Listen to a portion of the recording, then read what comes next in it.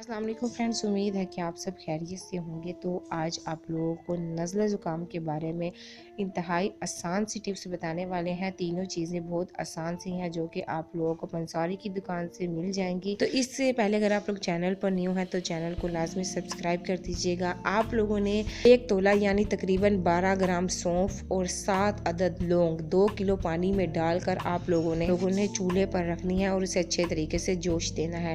जब जो 250 ग्राम पानी रह जाए तो 1 तोला यानी तकरीबन 12 ग्राम मिश्री डालकर चाय की तरह आप लोगों ने इसको बना लेना है और इसे फिर नोश फरमाना है। 2-3 बार के इस्तेमाल से इंशाल्लाह ताला नज़ला ज़ुकाम दूर हो जाएगा और ये बहुत ही ज़बरदस्त और आसान सी टिप्स है। लाजमी ट्राई कीजिएगा ताकि आपको फ़ायदा हो सके और दूसरों को लाजमी शेयर कीजिएगा। Thank you for watching my video.